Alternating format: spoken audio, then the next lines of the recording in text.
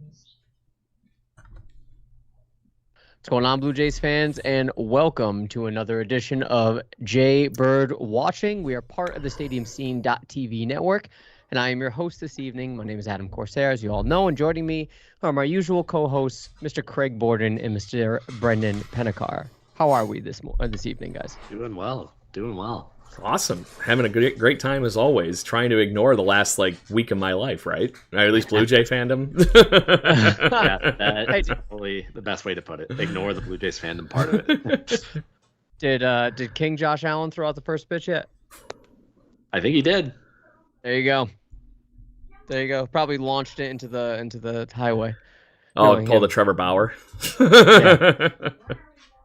Yeah. So that being said, ladies and gentlemen, we are recording this on Thursday evening, a brief step aside from our normal Wednesday get-togethers, but yesterday was my daughter's 3rd birthday, so happy birthday, my little bear. That being said, as of this recording, thank you. I will pass on that message to her. The Jays are wrapping up their 3-game series as we speak against the Yankees in Buffalo with a record of 33-33. They are a 500 ball club. Now, before we get into the bullpen woes, which is the topic of conversation amongst Jays fans on the Twitter sphere, I want to start off with the game here and echo something that Ben Nicholson-Smith of Sportsnet tweeted today, right? So it's a little mathematics here. In order for the Jays to finish with 88 wins, they must play 573 baseball for the remainder of the season. That's a 93-win pace. In order for the Jays to finish with 90 wins, they must play 594 baseball for the remainder of the season. That's a 96-win pace. And in order for the Jays to finish with 95 wins, they must play 646 baseball for the remainder of the season. That is a 105-win pace. So of those 3 options, Craig, which is the most likely? Right now, you'll be lucky to get the 80. I agree. I don't know. I don't know how you can piece anything together. Something drastic has to change for anything on that to be anything different. And I'm sorry to say that eventually when we get to the George Springer talk this evening, as much as he might be helping this offense, is he helping to the point where literally we are just bailing in the right direction anyway? the boat's kind of flooding, right? Can he pitch? Can he pitch? We might be able to get Mike McCoy back. Just saying. Hey. If he can get out. Brendan, what say you? Yeah, I'm with Craig on that one. You know what? To get anywhere close to 90 wins, they basically have to do what they did in the second half of 2015, which was like the best, most almost perfect stretch of baseball that you can imaginably have. Remember, the Blue Jays were 8.5 games or 8 games back at the deadline in 2015, but they only had one team to leap over. Now they're 8.5 back, needing to pass 3 teams to get first, and now they're 3, 4, maybe even 5 teams back at the last wildcard spot.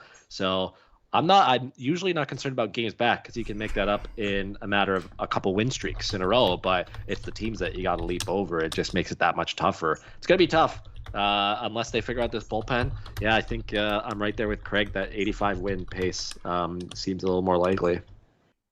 Yeah, you figure Tampa Bay's probably going to walk away. No, I wouldn't say walk away. They'll probably edge out for the division. It's close so far, and if things stay the same, I still give the edge to Tampa Bay. You figure Chicago will win the Central pretty easily, I would say. You could pick between Oakland and Houston who's going to win the West. Personally, I would like it to be Oakland. I love their success and failures every year. So that being said, you're battling against the Red Sox, the Astros, the Indians, the Yankees for a wild card spot, and there's only 2 available. So there's 5 total teams, including the Jays.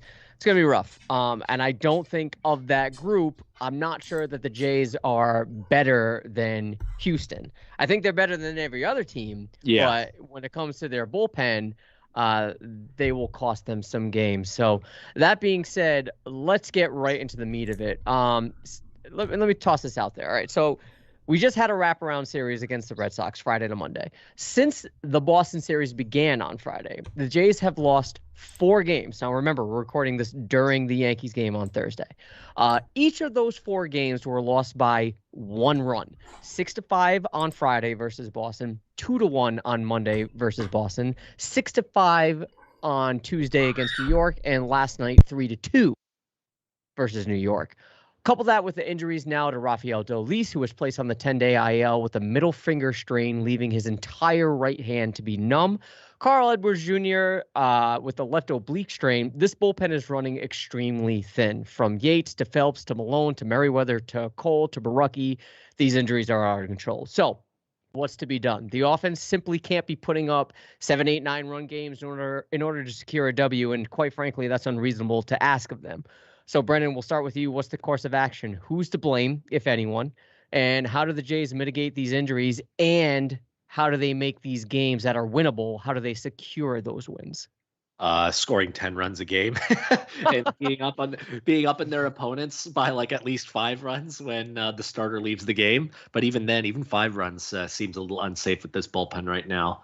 So a couple of weeks ago, when we were fresh off that Rays series in the late stages of May, and they got swept and the bullpen had some hiccups and coughed up some games in that Cleveland series as well, we were laying blame at the feet of Charlie Montoyo, and I think that was pretty well deserved for some of those games at least.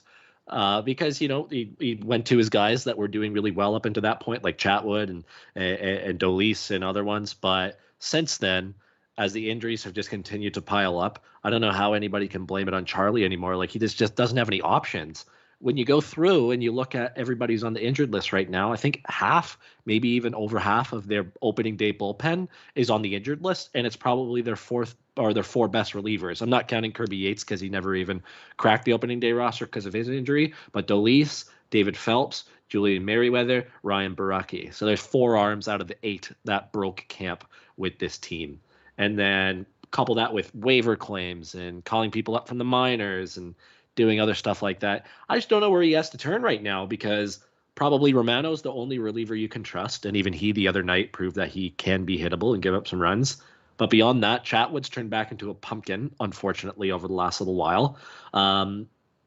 It's thin. I actually have zero idea what you can do at this point. It's ridiculous. It's basically the equivalent to 2012 when those 3 starters in the rotation left on consecutive starts. It's ridiculous. Craig?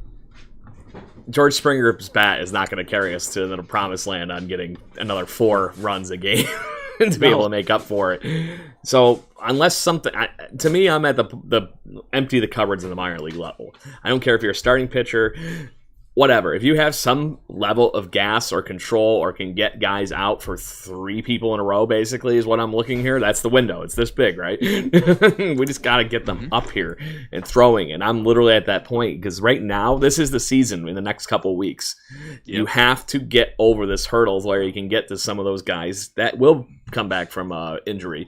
The rumor was that some of these guys were actually starting to get into that ballpark. At least Julian Merriweather was the one I believe they were talking about during the broadcast the other day. We got Patrick Murphy back, who actually was pretty good in the 4 or 5 innings he got last year. It looked pretty sharp last night.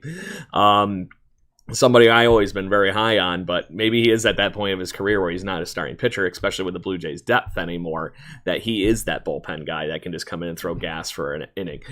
But the fact they said during the broadcast, guys, yesterday, that the Blue Jays went from having one of the best bullpens in baseball to now probably one of the worst.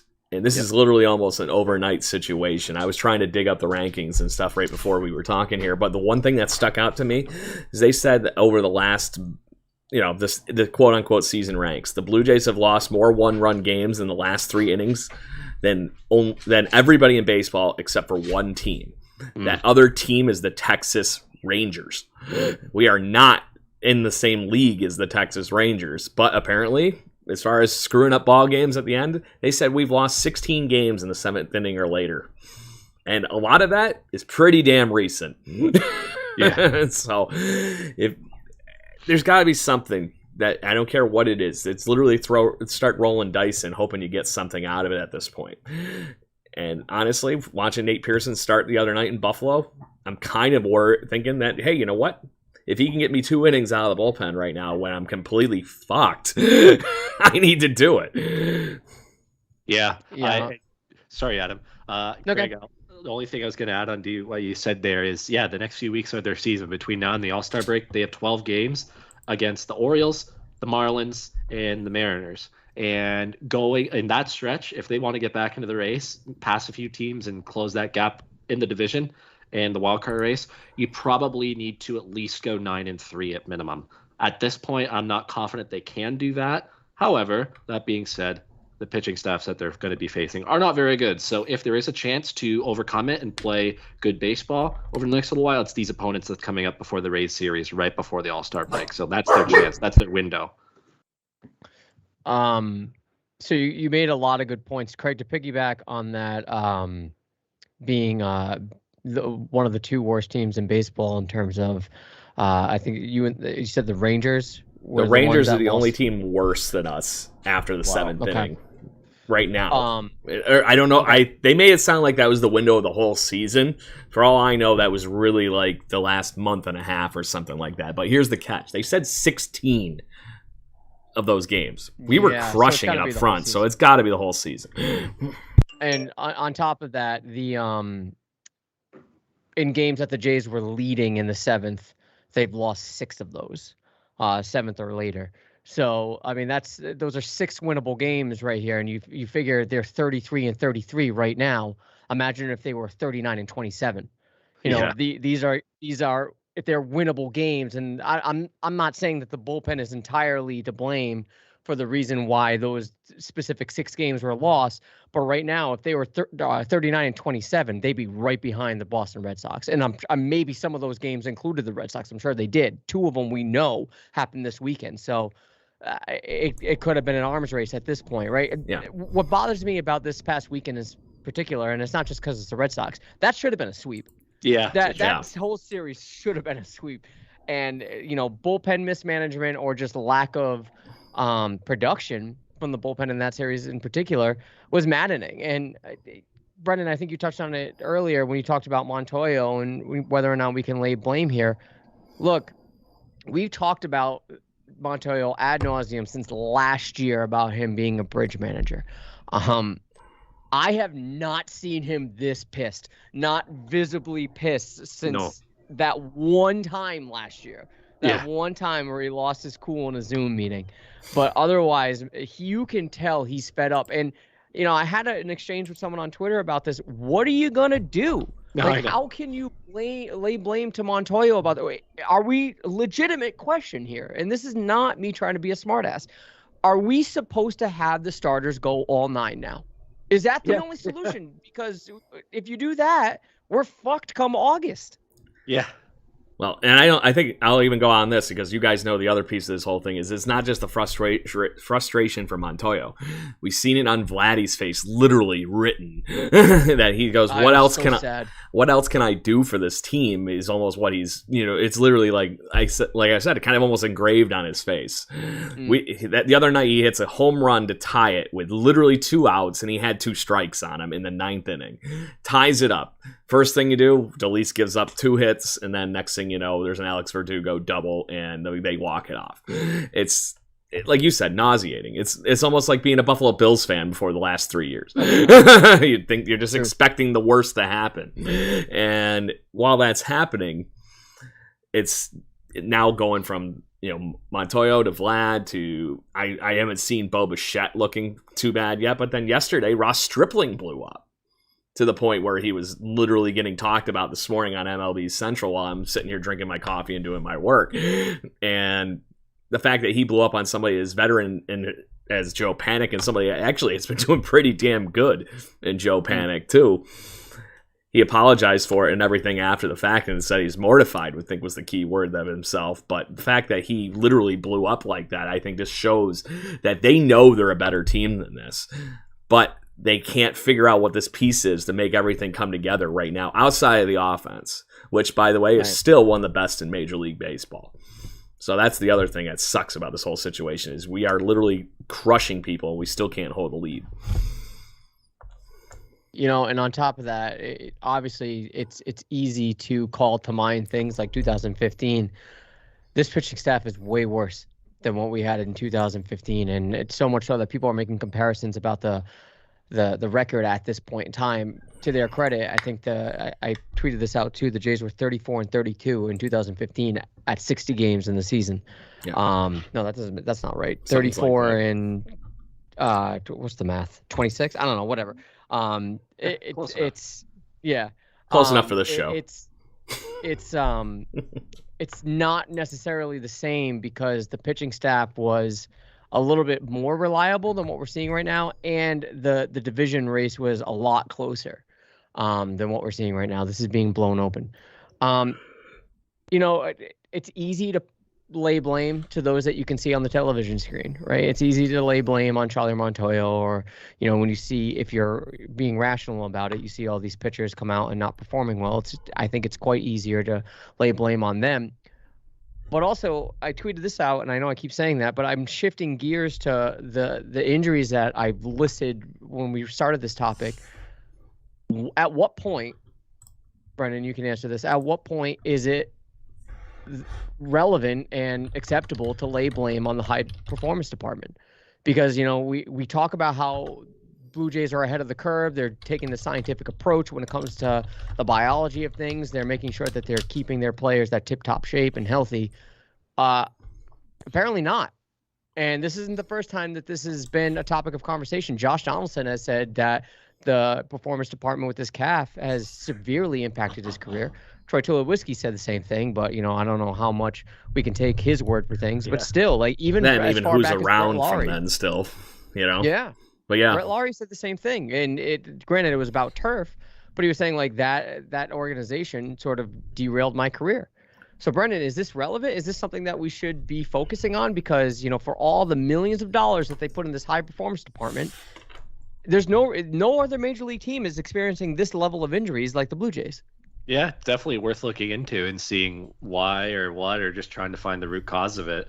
It's just interesting that it seems to only be bullpen arms at this point. I know they've had some injuries elsewhere, Springer being the main one, but that was back in March when he first got hurt, and then he re-aggravated it. The offense, for the most part, stayed pretty healthy, but definitely on the pitching side of things, it's worth looking into because a lot of their younger arms in the minors, like Pearson and Hatch and all those guys, had injuries at some point already. So yeah, it's worth looking into. I mean, I don't hate making a football comparison to this, but everybody on the 49ers Twitter is saying the same thing because they have had two guys tearing their Achilles already and their ACLs. And this is coming off a year where they lost everybody to injury last year. So something about the teams I fucking cheer for and love way too much that always deal with injuries, huh?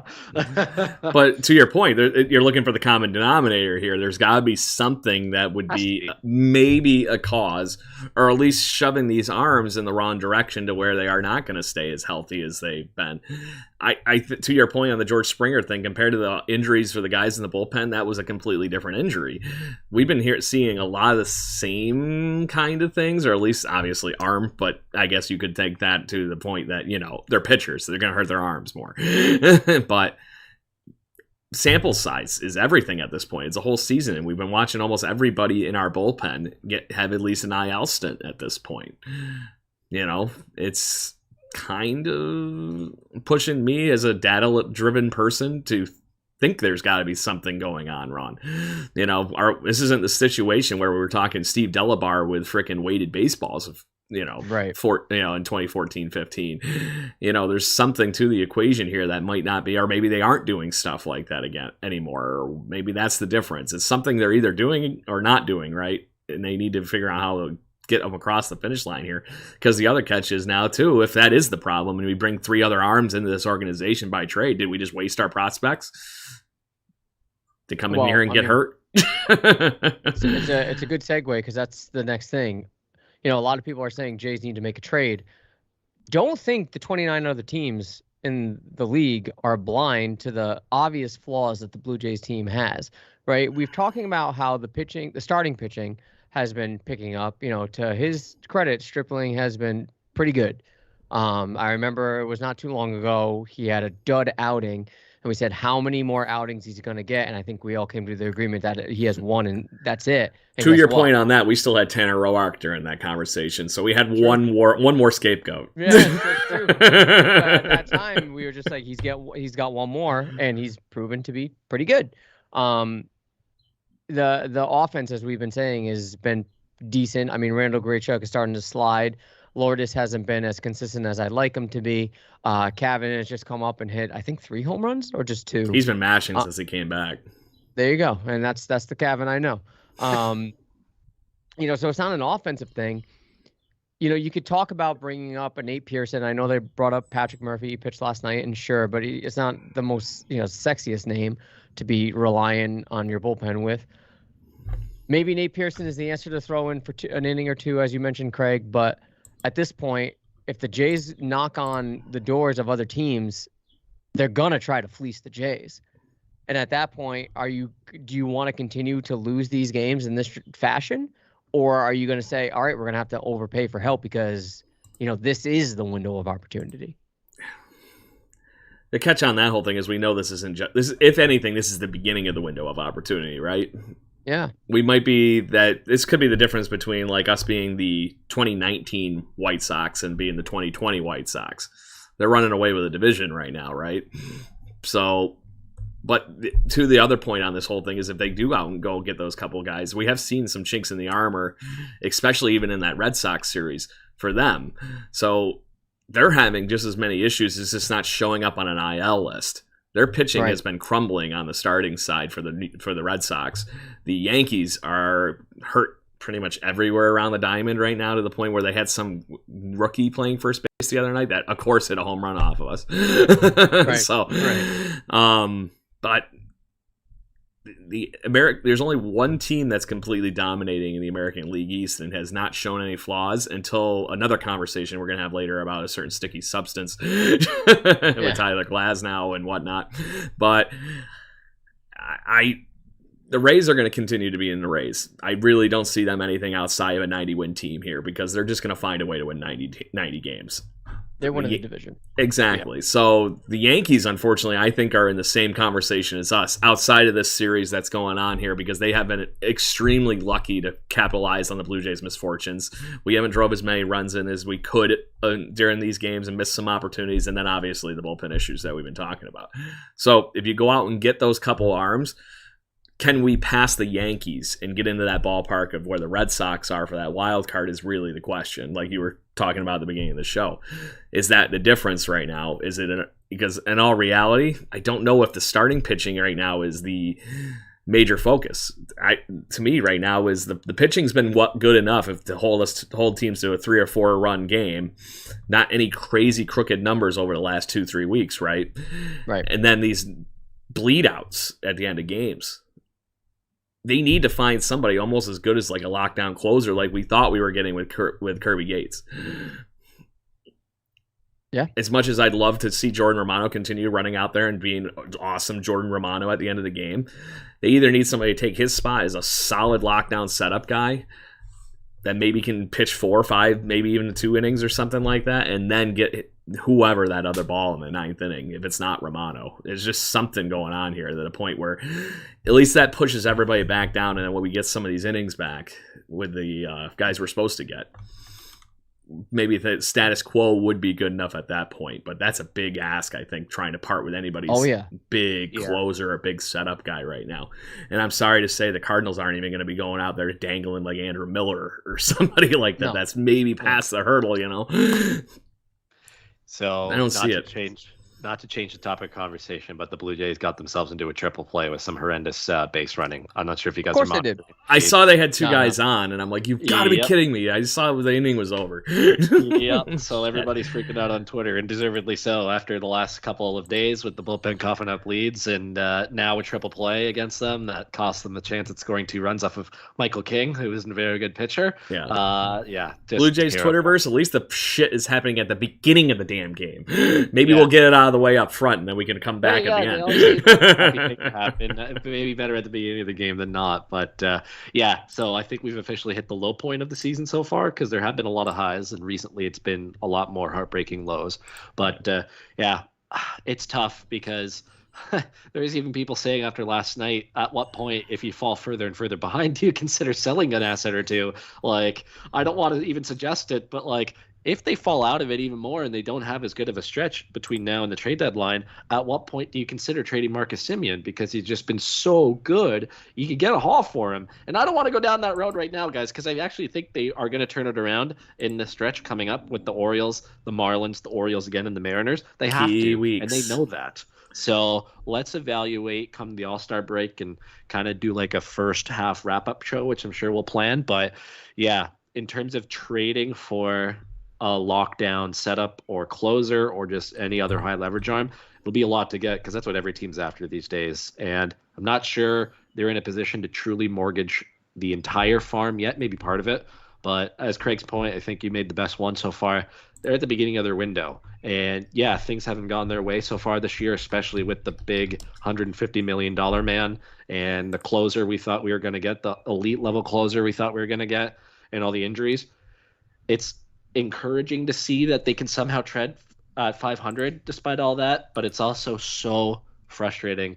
To your point, Adam, if you win those 6 games over the last couple of weeks, you're right there behind the Rays and in a wild card spot right now. So yeah, I don't know. I'm glad that none of us are GMs because that decision will be tough come trade deadline. So on that note, though, if you weren't able to get that and you were looking for those guys, I don't know if you guys have been looking around at what we still have left on the farm for minor league guys, but there's a couple guys that are still doing really good at the minor league level, and I had their names in front of me. I lost them. Kirby Sneed was one of them. He's got like a 1.04 ERA in Buffalo. There's a couple other gentlemen that I haven't had as much fun watching as I would have liked to try watching, but there's a couple of guys that are in that like right around 1 ERA that might be on that tipping point of maybe they're okay if they're doing that well. You give them a shot, see what happens. What's the worst case scenario? You got somebody like Reese McGuire you wave. I don't know. Yeah, I mean, worst case scenario trying to get the names and this back is, up. Straight up answering the question. Worst case scenario is maybe other teams are looking at them and they like what they see and they could be utilized as trade bait. Mm-hmm. But if they come to the majors and they, cough it up because of inexperience or nerves or what have you, they don't look as attractive. Well, to that point, then, if we're just trying to win ball games, you throw them out there and you don't get anything. We're still in the same shit spot. Right. No, I hear you. I don't know what the answer is. I really don't. And I'm at the point now where you got to choose a path if you're this front office. You have to choose whether you're all in or not, because you don't get a guy like George Springer to go in halfway, right? It's sort of like how the Raptors operated before they traded for Kawhi. It was if you had a 5% chance of winning the championship, you make an all-in move. Right. Okay, so I know they're two different sports and they don't operate the same, but let's just say if you had a 10, 15% chance of winning a World Series, you go all in. I don't know that the Jays are there. I've said this last week. I don't think this is a playoff team. I really don't. I don't think as constructed they are a playoff team. And I'm not even sure like a bullpen piece or two are going to make the difference. I really don't. I don't know long-term, the status of the starting pitchers. Yes, they're pitching well now, but it's so like peaks and valleys occur so often that you might have dug yourself into it, and I don't want to be Wilner about it, but you can't win a World Series or a playoff race in the beginning of the season, but you can certainly lose it. And maybe the Jays are in that sort of conversation right now. And I don't know. I don't know how to mitigate these situations, but if you're the front office, you have to pick a side, because if you're not going to go all in right now, then you need to seriously evaluate how you manage this roster, right? How you have added players that are on 1-year deals or are a little bit older, i.e., the Simeons, the Ryus, the Yates. Those are all in moves, right? And if you're just going to do that and something happens midway through the season, I'm sorry, you're not managing the team responsibly. You still got to go all in. And if that means coughing up players like maybe a Pearson, even a Simeon, or dare I say an Austin Martin, just to get that sort of elite level talent on your team to make a playoff push, then you do it. Are we sure that Austin Martin's going to pan out? Are we sure that Gabriel Moreno is going to pan out? Are we sure that guys like Alejandro Kirk are going to continue to be? I'm not sure. I'd rather get the sure thing. Yeah. In that essence, though, if I am trading and I'm going for it all in and I am giving up one of those players this year, it's going to be somebody that is going to be out Blue Jay the next couple years, yes. Not just... Yes, with control. It's not like I'm not going to throw that brick of prospects at Max Scherzer. unless I had Okay, some kind of yeah. contingency, you know what I mean? And I don't. I feel They were on a hard on about talking about Mad Max getting traded to the freaking Cardinals this morning when I was watching MLB Central. So, but oh my god! But Yeah. I found those other couple names that one of them here's an old Blue Jay prospect that actually looks like he might have figured it out in the bullpen. John Harris. Oh, So somebody that literally was just left out on the go ahead and grab me Rule 5 draft stuff. The other gentleman is Connor Overton and Mike Bread Baker. love it. They all have That's a baseball around name. a 0.1 to a 0.15 batting average against, and they're all sub 1.5 ERA at the Bison's level, which the Bisons haven't had a great season. So to see them standing out in that bullpen, it's not a bad thing. So I was kind of intrigued by this Overton guy. He's 0.73, 24.2 innings. So it's a good Fucking sample A. size. Give him a shot. Yeah. At this point, give it a shot, man. That's all you can Wild do. card. And not to mention, didn't they bring up that Taylor Saucedo kid? Has he pitched yet?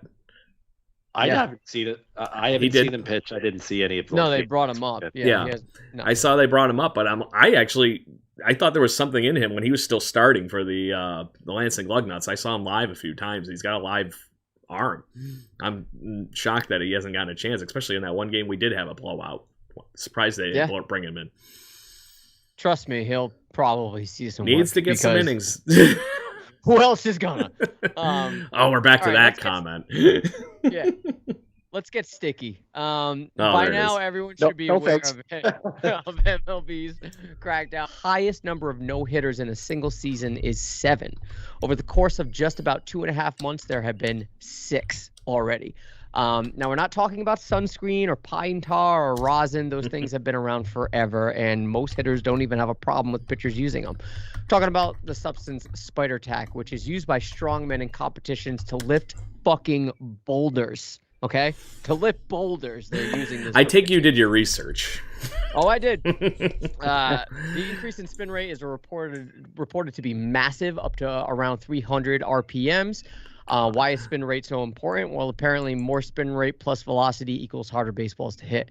Now, why is this a big deal? MLB has now come out and said that they are banning foreign substances and will be conducting random checks on pitchers. As I understand it, this includes pine tar, rosin, and sunscreen. If one is caught, there's a 10-day suspension that will take place. It'd be naive of us to think that there aren't some Jays players that are guilty of this. Tyler Chatwood. Hey, crazy. Brendan, Oh my let's start God. with you. How do you think this will affect the pitching moving forward in general? And do you anticipate any Blue Jays getting nailed for this? Well, I don't want to say or pour cold water on anything, but Ryu, since this has come out, hasn't been the greatest either. He hasn't been overly sharp. Maybe No. he's used it. I don't want to put that past any pitcher, to be honest, at this point. So, yeah, I'm just thinking of Glasnow's comments from the other night, just because he blames the cutting down on the sticky stuff to his injury because he has to pitch differently. Not sure I fully understand that, but at the same time, maybe it has a little bit of an effect because you got to grip the baseball differently, or I don't know what. I don't know what they're It's doing. an egg. Yeah, Don't squeeze right. it. I don't know. I need to see more information come out about this and see what happens. But yeah, I wouldn't be surprised if we get some people caught over the next little while and still trying to get that extra advantage. I mean, you saw last night, somebody tweeted it. It's like Garrett Cole still feeling his hat in the exact same spot after every single pitch. And maybe he doesn't have anything there. Maybe he does. You never know. So yeah, just a weird situation all around. And I'm kind of happy that they tackled this in the middle of the season to stop pitchers from doing it, and you've seen some of the results lately from certain guys. But yeah, I don't know, weird situation all around. I can't really articulate my thoughts too well on it. So what I've been seeing the most on this whole thing is, mind you, this has literally been a rule in Major League Baseball since the inception of time. This is not something new. And the Major League Baseball Players Association needs to get their shit together, because this is just, it was just pending doom. It was a matter of time. This it wasn't something super secretive like steroids, because you were doing it in the safety of your own home. You're literally doing it in front of everybody, in front of how many freaking cameras these days that are on a Major League Baseball game. it's happening right in live action, right in front of you. It was only a matter of time before somebody gets called out on this, regardless of the level of they've been, vulturing baseballs from live action play and testing them over the last month or whatever. They told the players this was going to happen in spring training. If they didn't listen to them, sorry to say, suck it up, deal with it. Okay, move on to the next thing. And maybe it's because I've never thrown the ball that hard. I've never really had that big of a problem gripping a baseball. You hold it in the fork and you throw it. Maybe you should check your grip or do some other things. But there's been people doing this for years. They showed it in the freaking Bad News Bears. The girl's got the freaking Vaseline under the tip of her cap. Was it Gaylord Perry that used to put like literally any substance he could find on his belt, and he carried razor blades and all that kind of stuff around just to nick up the ball enough where he could grip it or get that weird, air movement around it to be able to watch the ball move a little bit more. And it's the same thing. It's literally doesn't matter how many years we've been talking about this. This is just the new sticky stuff, like you had said, Adam. And it has to happen. This is affecting the game. They've been messing with the baseballs to the point where they were quote unquote decreasing offense over the last year and then doing this too on top of it. I'm starting to wonder how much of this was already running rampant in the fact, and that's why they were fucking with the baseballs in the first place. This is how much it's shattering my whole idea on what's been going on with the simple round stitch thing that we've been talking about for years. There's something weird to it, and I don't get it, and I get the physics of it. You can spin it quicker because you got more grip on it. And then obviously as the ball's cutting through the air and moving like that, it's going to do some weird things and keep Major League Baseball hitters from hitting it. But to that point, let's get back to the normal game.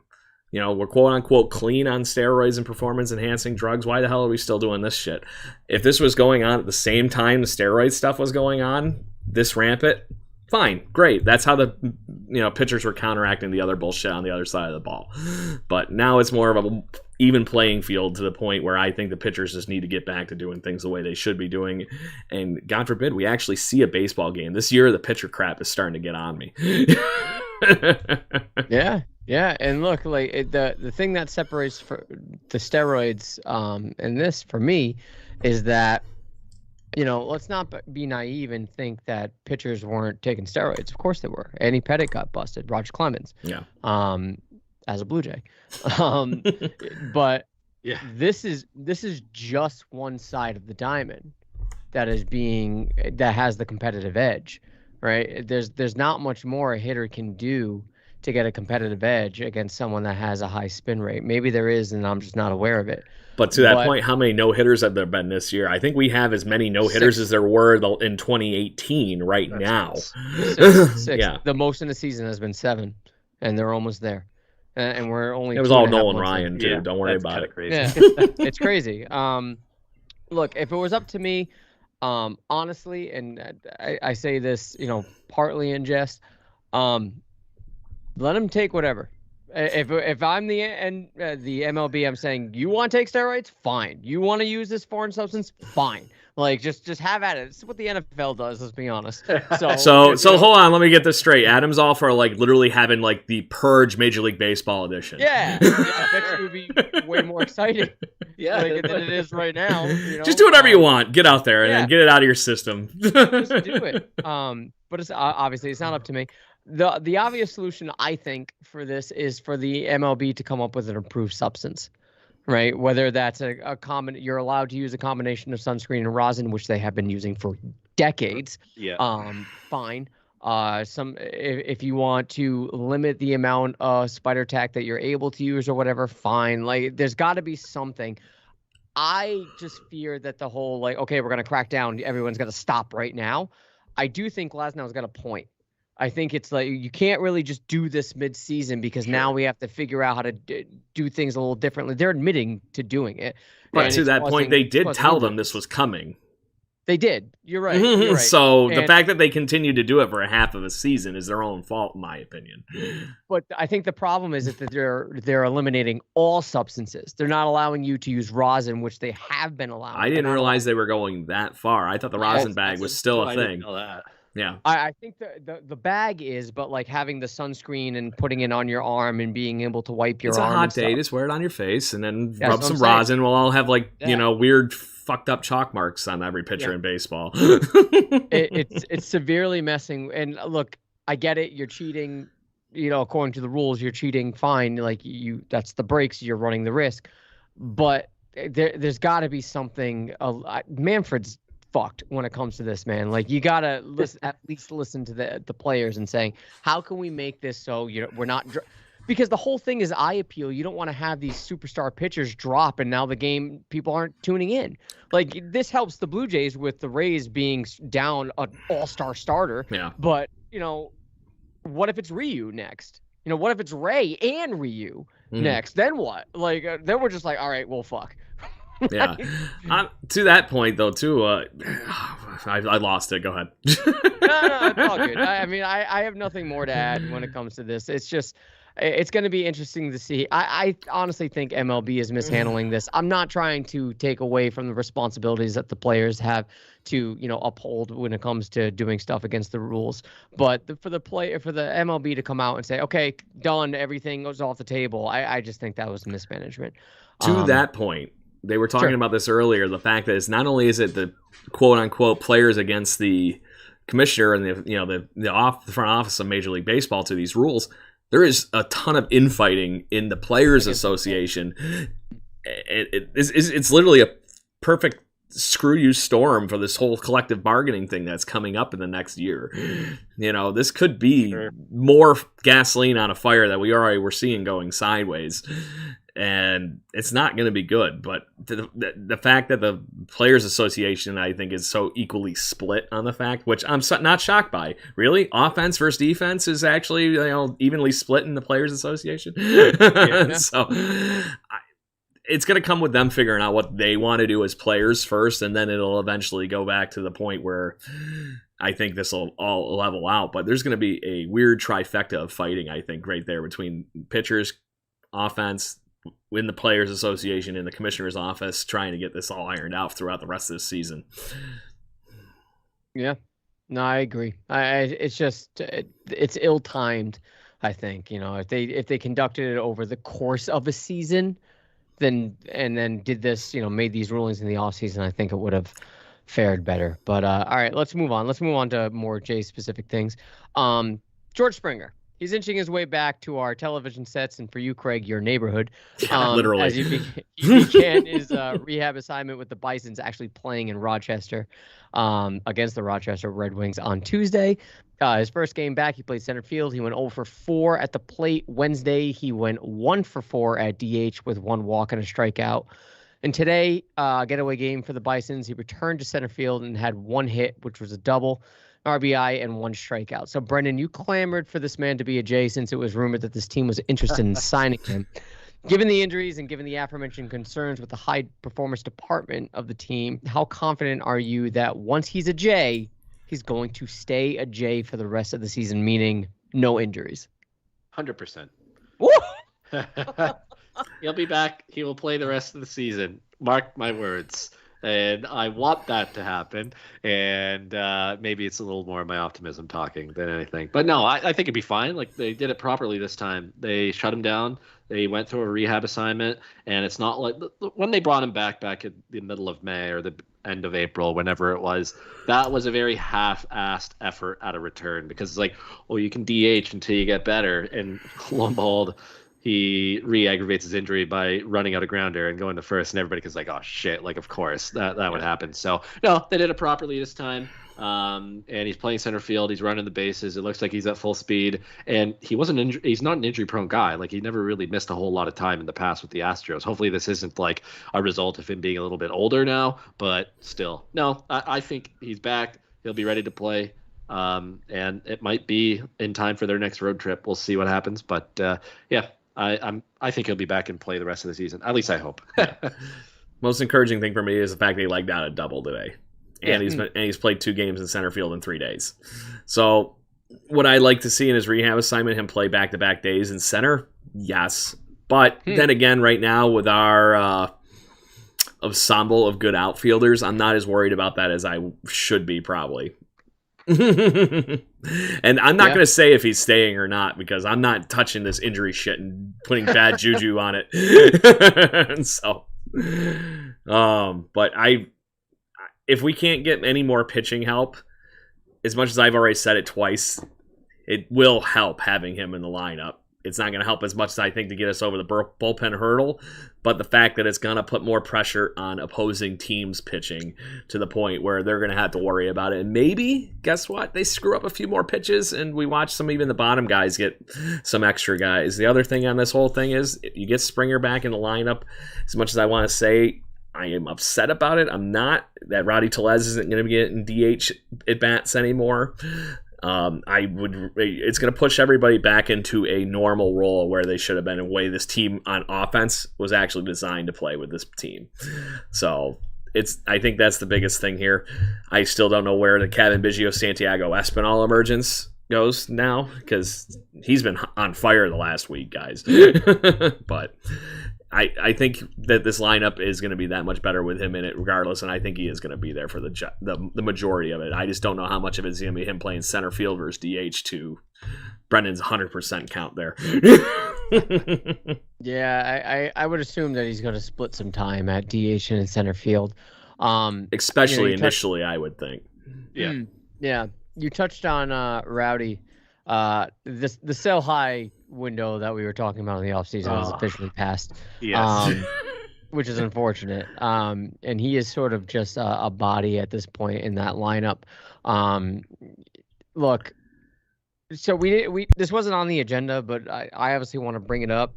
There's a good possibility that the Jays are going to be back in Toronto come August.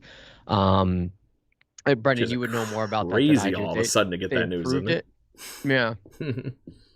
Brendan, did they approve it or? No, there hasn't been an official approval, but there is a return to play framework for the Ontario teams. So CFL, all of MLSE's teams and the Blue Jays. But I think they're still waiting to see how second doses are going, and they're picking up like crazy. So it's turning in a very good direction. Yeah. So we're assuming August. I have concerns, look, I'm not trying to doubt the talent of someone like, say, Vladdy or even a George Springer. But I have my concerns when it comes to this team and their ability to readjust to a bigger ball club. That might help them against their opponents, maybe. But when it comes to someone like Lourdes Gurriel, who's struggling at the plate already, Graychuk, who's been kind of, we said on a decline, and even Cavan, who's now going to be playing outside of a minor league ball club, the addition of George Springer will definitely help. But is that enough to maybe mitigate those potential circumstances of playing in a major league ballpark when you haven't for the past, 2 years, really, outside of road games? Do you think that's enough to mitigate that possibility? Either of you can answer. It doesn't matter. Not all at once. As I say, I don't know even how to answer that one. Why you have to ask such hard questions the weeks you host? Jeez. Brain dead by the time we have our talk. I'm like half drunk before the show starts. I just have my concerns because if you're going to trade players, it's best that you probably do it before they go back to Canada. So they're not like showing obvious flaws and readjusting to a home ballpark. I think that's going to be a... They've gotten so unfortunately used to being the homeless Blue Jays to the Rowdy Tellez shirt that got so much fanfare that I'm not as worried about that as I think it is. I really don't think it would be the biggest problem. It's fine. Honestly, it might be the biggest fresh air that they've gotten in the recent thing. We saw how good they played right when they got back to Buffalo. Unfortunately, some other things have turned them around on that whole thing because the offense has been doing just as good as when they got back to Buffalo. But the fact that they finally get back to where they're supposed to be playing baseball games, George Springer can actually finally go over the border as a Blue Jay for the first time and, start looking at apartments downtown or whatever they all got to do. But I think it's got to happen if they can make it happen. I'm honestly shocked we're even having this conversation with the way we were hearing how Ontario's numbers and everything and the border talk and the lack thereof of it for so long that we're even in the ballpark here that August might be a reality, so yeah. And honestly, guys, what was the worst thing if we were in a playoff push on that whole idea that they finally get to play in front of their home fans? I'm sorry to say, this has not been a home series for the Toronto Blue Jays in Buffalo. This has been a Yankees series, and which makes me even more angry. As I would have been like, the sound of 7 people with how obnoxious I would have been when I was there. I couldn't get tickets. So I think it will be, that might be the final thing. If we can hold on and batten down the hatches and do what we need to do over the next 2-3 weeks against the Orioles and whatnot, that kind of thing could be that last tipping point with a couple players that may make that thing be a miracle of what you were talking about earlier and get us into that 90-win ballpark. That is like the storybook ending to all this bullshit. But the problem is, I said a key word in that sentence: storybook ending. For right now, they have to hurry up and fill in those other pages to the beginning of that ending. Yeah, they better do if they want to have a chance at doing that. But yeah, I'm with you on that one, Craig. It could be a nice shot in the arm to get back, of course. But yeah, just the way things are going in Ontario, they're talking about starting step 2 of reopening fully earlier than normal, just because of how good numbers are. Second doses are ramping up like crazy. And shortly after that, we'll follow phase 3. And phase 3 is larger scale events that are indoors and opening, like casinos and all that different kind of stuff. So I would not be surprised if by then that would be around mid-July, which lines up nicely with the last 2 series they've committed to playing at Salem Field. So yeah, I think August, maybe around the August long weekend here in Canada, I wouldn't be surprised if the Blue Jays are back here, which would be awesome. Yeah. To the other point too, regardless of the fact that apparently New York State is COVID free, which I find horseshit. They are going to start having 100% capacity in the near future at those Buffalo Blue Jay games, and to that point, regardless of the fact that that would be 15,000, 14,000 ish people. What if they get to the point where they can play in front of home fans, even if it's a few people in the dome? I really feel like that's still better than what they've been getting here in Buffalo with the possible fan intrusion on a home game. Yeah, it's to the level of invasion, like when the Blue Jays were horrible at the beginning of the millennium there, and watching literally nothing but Yankee fans migrate up from New York so they don't have to go to New York City to actually see a ball game. Yeah. Those weren't home games for the Blue Jays back then. It's that same situation for anybody that has been to those games like I'd been in those years, that it's not a home game for the Blue Jays in those situations. And down a pennant race when we're going to be probably more or less, fighting tooth and nail with the New York Yankees, those need to be fucking home games. Yeah. I agree. Especially right now, we don't need to be having people cheering over a triple play in a home ball. Terrible. All right, well, let's move on. It's reported that Vladdy leads all MLB players in All-Star Game votes, which is awesome, but also unsurprising. Right there he is. Given that the entire country is pretty much backing him up, plus Western New York now. It's also been hinted at that by Vladdy that he may participate in the Home Run Derby, which historically hasn't been favorable for the remainder of the season to those that are partaken in it.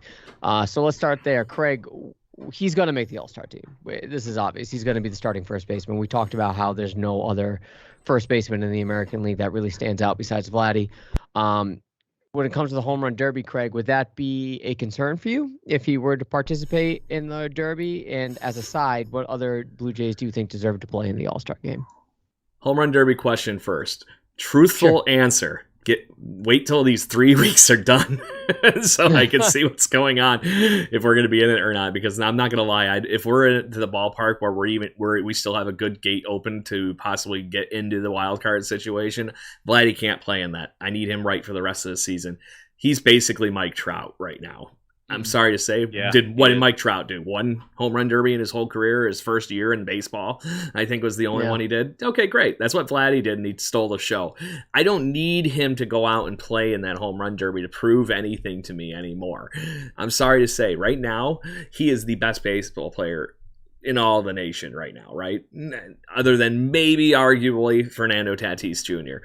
I love the graphic that they showed during the game last night, showing the Yankees home run hitters and exit velocity, and they were showing Aaron Judge's exit velocity and Giancarlo Stanton's exit velocities are better than Vlad Jr.'s. I'm like, okay, well, let me put that into another perspective for you.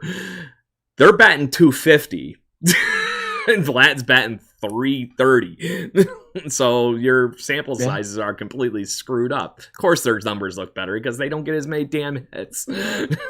So, but right now, Vlad Jr. is the best baseball player on the land. He should be getting all those votes, and I'm glad that the quote-unquote Vladimir Canada there in Buffalo into Toronto and everything is backing him up on that whole situation. I'm sure I'm going to give him some points up to the people in Montreal, probably rooting out for Vlad Jr.'s and Vlad Sr. connection there. But if this is not a Blue Jay right side of the infield for the All-Star game, it's an insult.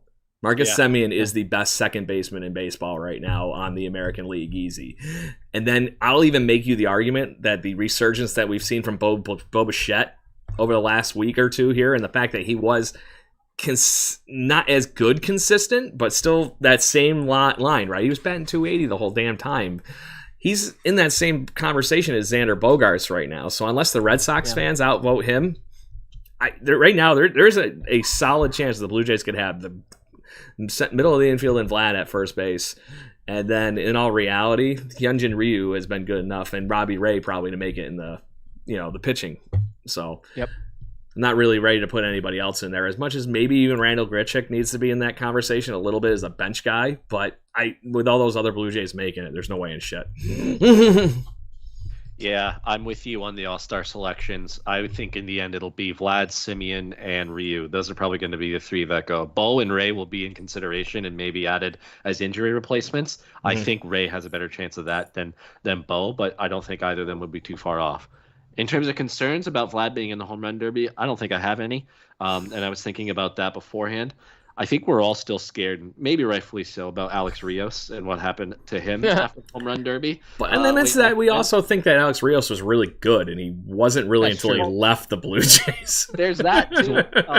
But remember, he was battling a staph infection the second half of the season after that too, so there was an injury with that. Yeah. And we've seen Bautista have no ill effects of being in the home run derby, and same with Josh Donaldson. And I just looked it up just to see.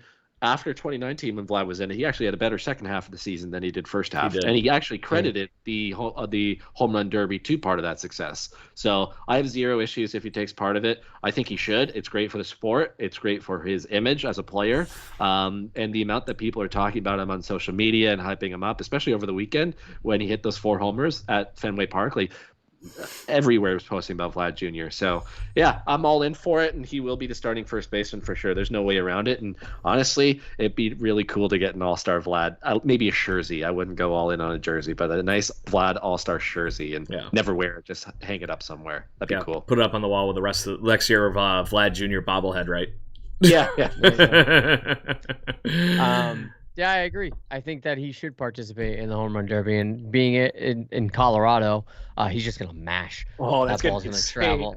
Yeah, it's gonna just to give this up him. on this. Did you guys see that I retweeted that he broke a car during batting practice this week? Yes, I did. Yeah, traveling on the freeway, the highway that runs behind the ballpark in left field. Apparently, he tattooed a passenger side window. It is in our Twitter feed. The actual somebody's freaking TikTok video walking around the car. So that's nice. It's awesome. Yeah, glad he made it. I think that obviously he is the starting first baseman for the All-Star game. We already, covered that. I think we all agree. I think everybody agrees on that. Semien, you can make a pretty decent case for it, more than decent actually. Wouldn't surprise me one bit. You mentioned Ryu. Wouldn't surprise me if Ray got the nod. I mean, those strikeouts are pretty good. Yeah, a lot higher than what Ryu's producing. Yeah, he's getting a lot of strikeouts, and when it comes to all-star voting, Ryu has the name clout, but Ray has been, I think he's a little bit worthy of it. And what is he going to do? Pitch an inning in it anyway? Whatever. Who cares? Was he an all-star in 2017 when he went off there for that one season? Did anybody notice? I don't know. I feel like he was, but I think he was. I'm going to look that up actually, just to see if I can pull it up. But continue. Sorry, Craig. I'm pretty sure it was 2017 that he was like the third or fourth guy on the Cy Young ranking or something like that. He was insane. It was a great season. Yeah, I just checked that he was an all-star in 2017.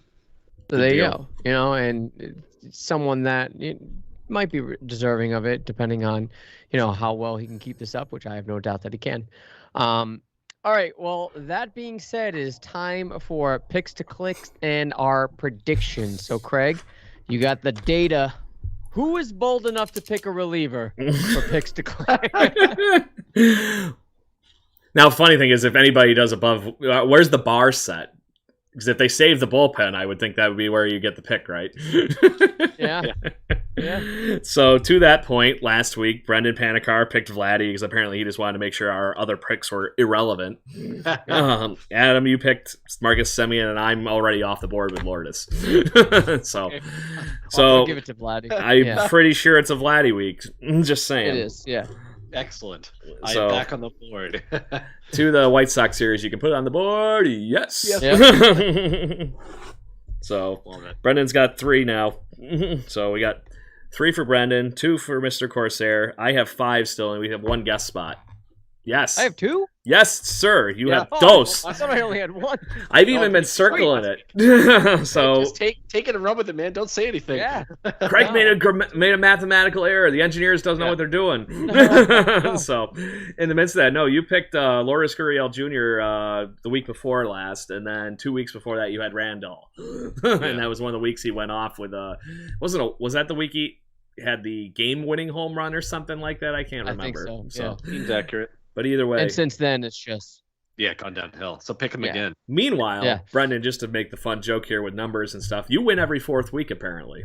Yes. You won the first week, then you waited 4 weeks, then you won again another 4 weeks. Where I compounded all mine right up front, and then I just sucked. I'm blowing it just like the Blue Jays bullpen right now. Yes. So to Brendan, that point, if you're in the lead, I'm gonna steal from Chris Key and take Robbie Ray. Robbie Ray. Oh. And if we're doing predictions, just looking at the agenda, 3 at Baltimore and 2 at Miami, 4-1. They need to get on a little bit of a hot streak, and I don't care about the state of the bullpen. They need to get on a roll. So 4-1. I don't know. I think I'll take the sweep against Baltimore just to be bold, and they split Miami in a disappointing fashion in one of the games. The bullpen creeps up again in one of those, but still off to a good start, 4-1. They scout Miami's pitching. I feel you. That's where the focus is. They're scouting Miami's pitching for a potential trade. There it is. Yeah, and hoping they can fleece Derek Jeter. Yeah. Just for one more time, maybe we should send Ken Huckabee his direction and see what happens. Oh no, it was A-Rod he took out, right? Yeah. I'm gonna do 4-1 as well. I really don't see how the Orioles have been an abysmal mess over the last 2 weeks. I think they only have 2 or 3 wins over the last 2 weeks. It's been pretty rough for him. Cedric Mullins being the one lone standout, it seems like, lately. And Trey Mancini, loving to see him come back and have a great season after his unfortunate medical issues last year. But I think 4-1 is where I'm at. And my pick, I'm gonna call Semien. I really think that he's just continuing to run. And I think he's gonna want to solidify that all-star ballot this week against those lesser pitching staffs. Okay. All right. Let's see. Just take Vlad. You want to. It's so easy, right? And hey, that's why I picked him. Yeah. Brendan wanted to make sure he stick with us for a week. Yeah. I'll go Vlad because I only have 2 wins, and Craig has what? You have 5? I have 5. Yeah, Craig. I gotta. My last win was Semien, so I'm taking him again. That was the week that he was announced the Player of the Month. All right, I'll go Vlad. I'm gonna go bold. I'm gonna go straight 5 wins. If they have a bullpen breakdown against Baltimore, there's gonna be some serious overreaction on Twitter. Yes, serious overreaction? I'm already overreacting. Season's over.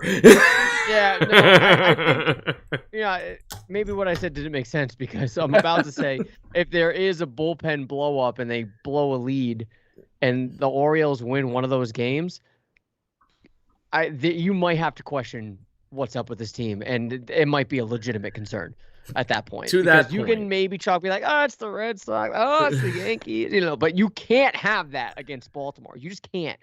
So, knock on desk, that doesn't happen. Fuck it, 5-0. Yeah. To that point, though, we damn well better not be playing any one damn run games against the Baltimore Orioles. That's just saying. But the fact that right now would be the perfect time to go diving into the minor league system because guess what? Those guys that are our minor league system probably played the Baltimore Orioles guys a week ago. Just find who hits those guys in the minor leagues better and strike them all out.